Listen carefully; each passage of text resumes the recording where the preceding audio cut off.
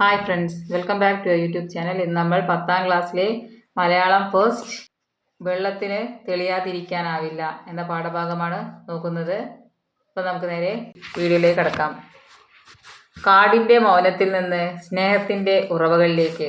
അപ്പോൾ മനസ്സ് കാടായി കഴിഞ്ഞാൽ എന്താ സംഭവിക്കുക? മനസ്സ് കാടായി വെളിച്ചമില്ലാതെ ഇരുട്ടടഞ്ഞ് കിടന്നാൽ അവിടെ ഉറവയായിട്ട് എന്ത് സ്നേഹമുണ്ട്? അപ്പോൾ സ്നേഹത്തിൻ്റെ ഉറവകളിലേക്ക്, ആ മൗനത്തിൽ നിന്ന് സ്നേഹത്തിൻ്റെ ഉറവകളിലേക്ക്.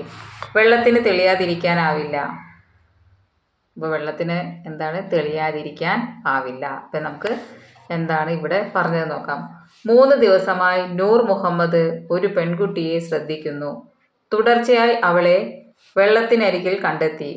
കുളക്കരയിൽ, തോടിൻ്റെ വക്കത്ത്, അല്ലെങ്കിൽ കായൽക്കരയിൽ വെറുതെ അങ്ങനെ നിൽക്കുന്നതായിട്ടാണ് കണ്ടത്. വെള്ളത്തിലേക്ക് ഉറ്റുനോക്കിയിരിക്കുന്നു എന്നതൊഴിച്ചാൽ അവൾ പരിസരം അറിയുന്നുണ്ടായിരുന്നില്ല. അവൾ എന്തെങ്കിലും ചെയ്യുകയാണോ എന്ന് അയാൾ ശ്രദ്ധിച്ചു. അലക്കാനോ കുളിക്കാനോ കക്ക വാരാനോ ഒരുങ്ങുകയാണോ? എന്നാൽ ആ കുട്ടി വെറുതെ നിൽക്കുന്നതും, അങ്ങനെ എത്ര നേരം വേണമെങ്കിലും നിൽക്കുന്നതും അയാൾക്ക് വിചിത്രമായി തോന്നി. അപ്പോൾ ഇവിടെ അയാൾക്ക് വിചിത്രമായി തോന്നിയ കാര്യം എന്താണ്? ഈ കുട്ടി ഒന്നും തന്നെ ചെയ്യുന്നില്ല, ആകെ ശ്രദ്ധിക്കുന്നത് വെള്ളത്തിലേക്ക് മാത്രമാണ്, വേറൊരു കാര്യവും ചെയ്യാതെ നിൽക്കുകയാണ്. ആ ഒരു കാര്യം കണ്ടിട്ടാണ് നൂർ മുഹമ്മദ് ഈ പെൺകുട്ടിയെ വിചിത്രമായി തോന്നിയത്. നൂർ മുഹമ്മദിന് ഈ ഒരു പെൺകുട്ടി വിചിത്രമായി തോന്നാനുള്ള കാരണം അതാണ്. 3 ദിവസമായിട്ടാണ് നൂർ മുഹമ്മദ് ഈ പെൺകുട്ടിയെ ശ്രദ്ധിക്കുന്നത്. വെള്ളത്തിലേക്ക് മാത്രം നോക്കി വേറെ ഒന്നും ചെയ്യാതെ നിൽക്കുകയാണ്. 4ാമത്തെ ദിവസം അയാൾ അവളെ കണ്ടത് വേലിയിറക്ക സമയത്ത് വെള്ളത്തിലൂടെ നടന്നു പോകുന്നതായിട്ടാണ്. നടന്ന് അവൾ കണ്ടൽ കാടുകൾക്കിടയിൽ മറഞ്ഞുപോയി. നൂർ മുഹമ്മദിന് കൗതുകം തോന്നി. അവിടെ ആയിരിക്കുമോ അവളുടെ വീട്? ആ പച്ച വളയ്ക്കുള്ളിൽ അവളെ പിന്തുടർന്ന് അത് കണ്ടുപിടിക്കണമെന്ന അതിശക്തമായ ഒരു പ്രേരണ അയാൾക്കുണ്ടായി. ഒന്ന് ആലോചിച്ചിട്ട് അത് വേണ്ടെന്ന് വെച്ചെങ്കിലും അവൾ അങ്ങനെ മാഞ്ഞു പോയതിൽ അയാൾക്ക് വിഷാദം തോന്നി. അവളെ വീണ്ടും കാണുമെന്ന് കരുതി ഒരുപാട് നേരം അയാൾ അവിടെയൊക്കെ അലഞ്ഞു. വേലിയേറ്റം തുടങ്ങി. നോക്കി നിൽക്കെ വെള്ളം പെരുകി കയറി വന്നു. അപ്പോൾ വേലിയേറ്റ സമയത്താണ് വെള്ളം കൂടുക, വേലിയിറക്ക സമയത്ത് വെള്ളം കുറയും. അപ്പോൾ വേലിയേറ്റം തുടങ്ങിയപ്പോൾ വെള്ളം കൂടി.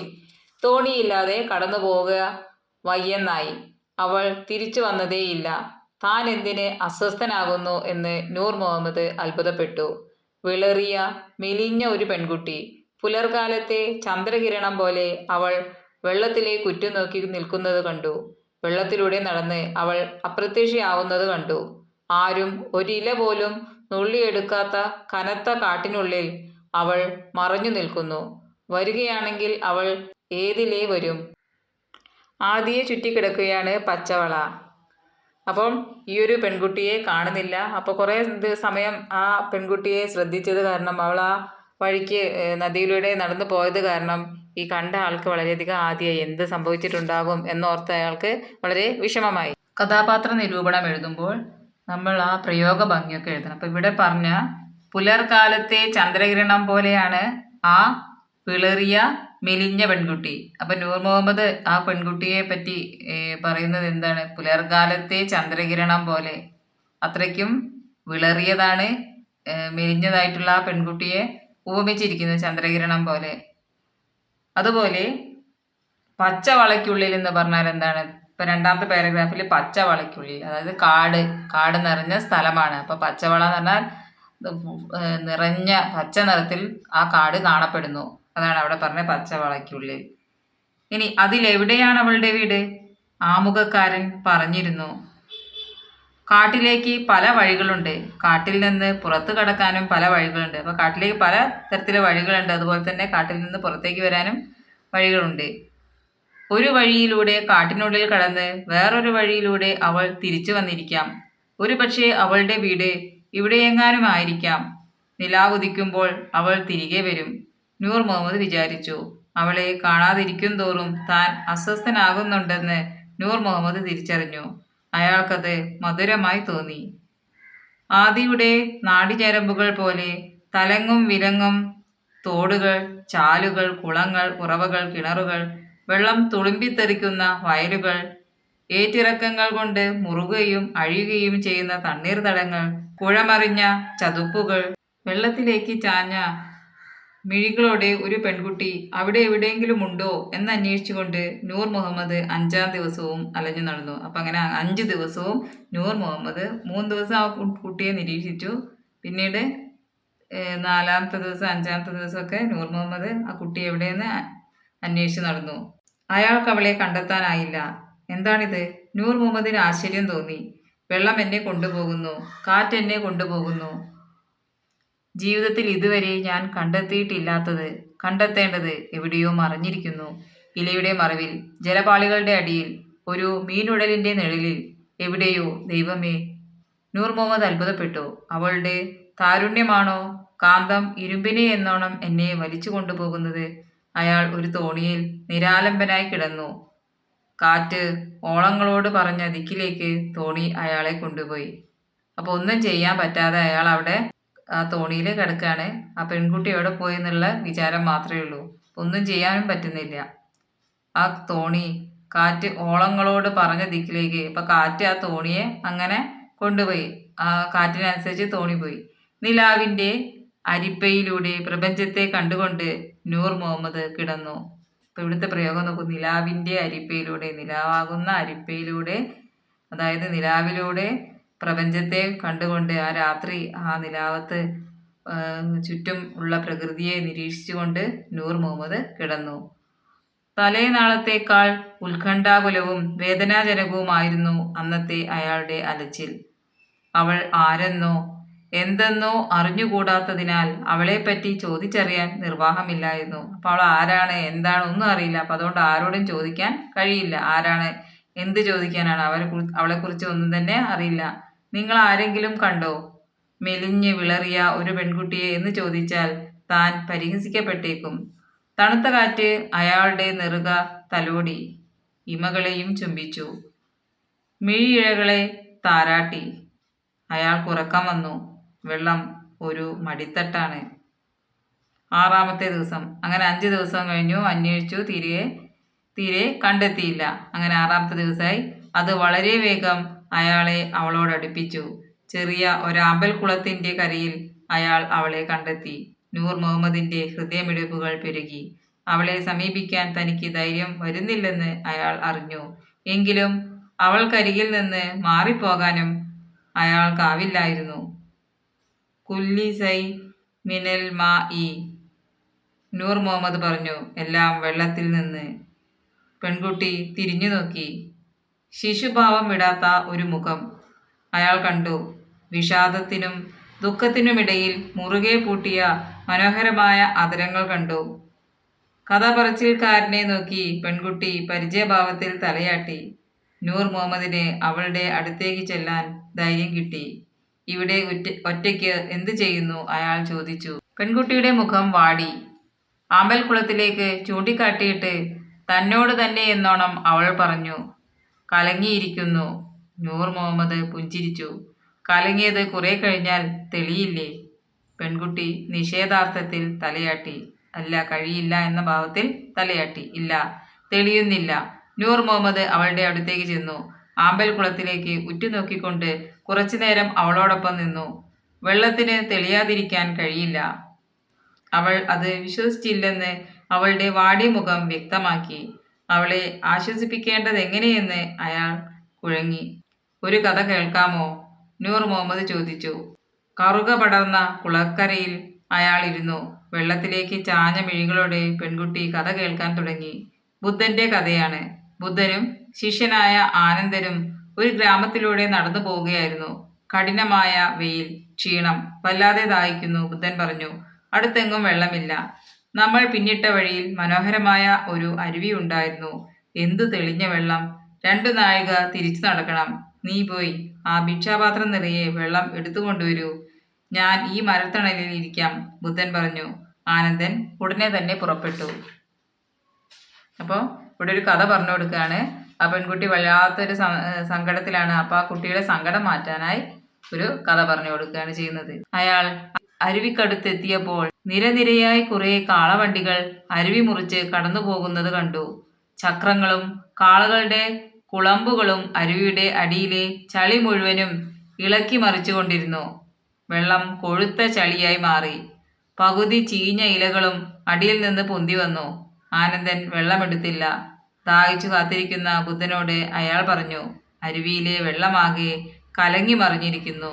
കുറെ കാളവണ്ടികൾ വെള്ളം കലക്കി ചളിയാക്കി. ചീഞ്ഞ ഇലകളും അഴുക്കും കൊണ്ട് അത് കുടിക്കാൻ കൊള്ളില്ലാത്തതായി. കുറച്ചുകൂടി നടന്നാൽ വലിയൊരു നദിയുണ്ടത്രേ. ഞാൻ അവിടെ പോയി വെള്ളം കൊണ്ടുവരാം. പക്ഷേ ബുദ്ധൻ പറഞ്ഞു, നീ തിരിച്ചു പോകണം. സ്ഫടികം പോലെ പരിശുദ്ധമായ വെള്ളം ആ അരുവിയിൽ ഞാൻ കണ്ടതാണ്. ഇനി ചെല്ലുമ്പോഴും അത് തെളിഞ്ഞിട്ടില്ലെങ്കിൽ തെളിയുന്നതുവരെ അതിൻ്റെ കരയിൽ കാത്തിരിക്കുക. ആനന്ദൻ തിരിച്ചു നടന്നു. ആ വെള്ളമോ അതിനി സ്ഫടികം പോലെ ആവുമെന്നോ എനിക്ക് തോന്നുന്നില്ല, അയാൾ പിറുപിറുത്തു. 2 നാഴിക തിരിച്ചു നടന്ന് ആനന്ദൻ അരുവിക്കരയിലെത്തി. അപ്പോഴേക്കും ചളി അടിയിൽ ഊറുകയും ചീഞ്ഞ ഇലകൾ താഴുകയും ചെയ്ത് വെള്ളം ഒരുവിധം തെളിഞ്ഞിരുന്നു. എന്നാലും അത് കുടിക്കാൻ പറ്റുന്ന വിധത്തിലായിരുന്നില്ല. ആനന്ദൻ അരുവിക്കരയിൽ കാത്തിരുന്നു, വെള്ളം തെളിയുന്നതുവരെ. വെള്ളം തെളിയുക തന്നെ ചെയ്തു. പെൺകുട്ടിയുടെ മൃദുലമായ തേങ്ങലുകൾ കേട്ട് നൂർ മുഹമ്മദ് കഥ പറച്ചിൽ നിർത്തി. ഈ വെള്ളവും അങ്ങനെ ആയിരുന്നു. എത്ര കലങ്ങിയാലും തെളിഞ്ഞു വരുമായിരുന്നു. പോത്തുകൾ കുത്തിമറിഞ്ഞാലും ഞാൻ കുളിക്കാൻ എത്തുമ്പോഴേക്കും കണ്ണാടി പോലെ തെളിഞ്ഞ് ആകാശത്തെയും മേഘങ്ങളെയും പ്രതിഫലിപ്പിച്ച് കിടക്കുമായിരുന്നു. ദുർബലമായ തണ്ടിൽ നിവർന്നു നിൽക്കാൻ പാടുപെടുന്ന മുഖം താഴ്ത്തിപ്പിടിച്ച 2 ആമ്പൽ പൂക്കളിലേക്ക് നോക്കി നൂർ മുഹമ്മദ് നെടുവീർപ്പിട്ടു. കഥയുടെ ബാക്കുകൂടി കേൾക്കാമോ, അയാൾ ചോദിച്ചു. പെൺകുട്ടി സമ്മതഭാവത്തിൽ തലയാട്ടി. കണ്ണു തുടയ്ക്കൂ, നൂർ മുഹമ്മദ് വാത്സല്യത്തോടെ പറഞ്ഞു. അയാളുടെ ശബ്ദത്തിന്റെ മാർദ്ദവം അവളെ അഗാധമായി സ്പർശിച്ചു. വിളറിയ വിരലുകൾ കൊണ്ട് കണ്ണീർ തുടച്ചു കളയുകയും ചെറുതായി പുഞ്ചിരിക്കുകയും ചെയ്തു അവൾ. ആനന്ദൻ വെള്ളവുമായി ബുദ്ധന്റെ അടുത്തെത്തി. അയാൾ സന്തുഷ്ടനായിരുന്നു. എന്നോട് ക്ഷമിക്കണേ, അയാൾ ബുദ്ധനോട് പറഞ്ഞു. എന്നെ 2 തവണ നടത്തിച്ചതിൽ എനിക്ക് താങ്കളോട് ദേഷ്യമുണ്ടായിരുന്നു. താങ്കൾ കഠിന ഹൃദയനാണെന്ന് ഞാൻ ചിന്തിച്ചു. എനിക്ക് ദേഷ്യവും സങ്കടവും ഉണ്ടായിരുന്നു. അത്രയും നടക്കാൻ എനിക്കൊട്ടും ഇഷ്ടമായിരുന്നില്ല. എൻ്റെ മനസ്സ് കലങ്ങി മറിഞ്ഞു. പക്ഷേ അരുവി തെളിഞ്ഞു വരുന്നതുവരെ ഒന്നും ചെയ്യാനില്ലാതെ കാത്തിരുന്നപ്പോൾ പതുക്കെ ദേഷ്യവും സങ്കടവും ഇഷ്ടക്കേടുകളും എല്ലാം ചളി ഊറിക്കൂടുമ്പോലെയും ചീഞ്ഞ ഇലകൾ താണു പോകും പോലെയും താഴേക്കടിയിൽ അടിയുന്നതും മനസ്സ് തെളിഞ്ഞു വരുന്നതും ഞാൻ അനുഭവിച്ചു. പെൺകുട്ടി കഥ പറച്ചിലുകാരൻ്റെ മുഖത്തേക്ക് ഉറ്റുനോക്കി. അത്ഭുതകരമായതെന്തോ അയാളുടെ മുഖത്തുണ്ട് എന്ന പോലെ ഇമയാട്ടാതെ അനേക നേരം. അപ്പോൾ ആ പെൺകുട്ടിക്ക് ഇത് കേട്ടപ്പോൾ ആ മുഖത്തേക്ക് ഇത്രയും വലിയൊരു കാര്യം പറഞ്ഞ അയാളുടെ മുഖത്തേക്ക് കണ്ണെടുക്കാതെ കുറേ നേരം നോക്കി നിന്നു. എന്താ ഇങ്ങനെ നോക്കുന്നേ, നൂർ മുഹമ്മദ് ചോദിച്ചു. സത്യത്തിൽ അയാളും അവളെ ഉറ്റുനോക്കുകയായിരുന്നല്ലോ. ഒരു കുഞ്ഞിൻ്റെ കൗതുകമുറ്റിയ കണ്ണുകളിൽ നിന്നെന്ന പോലെ അവളിൽ നിന്ന് തന്നിലേക്ക് ഒഴുകിയെത്തുന്ന ആനന്ദം അയാളിൽ തിരയിളക്കങ്ങൾ ഉണ്ടാക്കിക്കൊണ്ടിരുന്നു. പെൺകുട്ടിയെ നൂർ മുഹമ്മദ് മൃദുവായി വിളിച്ചു. തൻ്റെ സത്തയുടെ ആഴത്തിൽ നിന്നാണ് താൻ അവളെ അങ്ങനെ വിളിക്കുന്നതെന്ന് അയാൾ അറിഞ്ഞു. അയാൾ കണ്ണടച്ചിരുന്ന് അവളെ കാണാൻ ശ്രമിച്ചു. ആനന്ദമാണ് അവൾ. ഇലകളിൽ പെയ്യുന്ന മഴത്തുള്ളികൾ പോലെ വിഷാദഭരിതമായ ലോകത്തെക്കുറിച്ചുള്ള അന്വേഷണത്തിൻ്റെ വഴിയും ജീവനുമാണ് അവൾ. ആരും കാണാത്തത് ആദ്യം കണ്ടവൾ, ആരും ഉത്കണ്ഠപ്പെടാത്തതിനെക്കുറിച്ച് ആദ്യം ഉത്കണ്ഠപ്പെടുന്നവൾ, ആരും വേദനിക്കാത്തതിനെ ചൊല്ലി ഏറെ വ്യസനിക്കുന്നവൾ.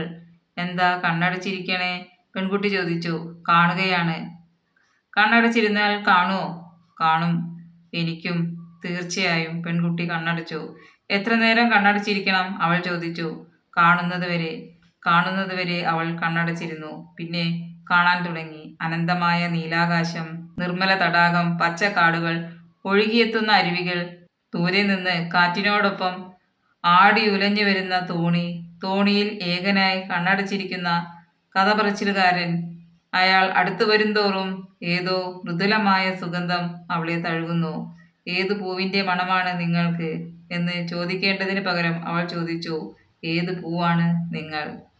100 ചിലങ്കകൾ ഒന്നിച്ച് കിലുങ്ങും പോലെ വെള്ളത്തിൻ്റെ ഒച്ച കേട്ട് നൂർ മുഹമ്മദ് കണ്ണു തുറന്നു. മിന്നുന്ന വെയിലിലേക്ക് നീർച്ചാലിലെ വെള്ളം ചവിട്ടിത്തെറിപ്പിച്ചുകൊണ്ട് ആ പെൺകുട്ടി ഓടിപ്പോകുന്നത് കണ്ടു.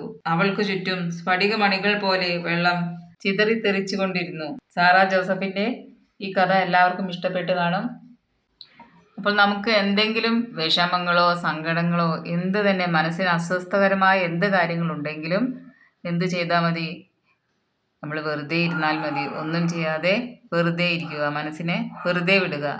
കലങ്ങി മറിഞ്ഞ വെള്ളം എങ്ങനെയാണ് സ്ഫടികം പോലെ തെളിഞ്ഞതാകുന്നത്, അതുപോലെ മനുഷ്യ മനസ്സുകളും അത്രയ്ക്കും തെളിഞ്ഞതാകുന്നു എന്നാണ് ഇതിൽ നിന്ന് നമ്മൾ മനസ്സിലാക്കുന്ന കാര്യം.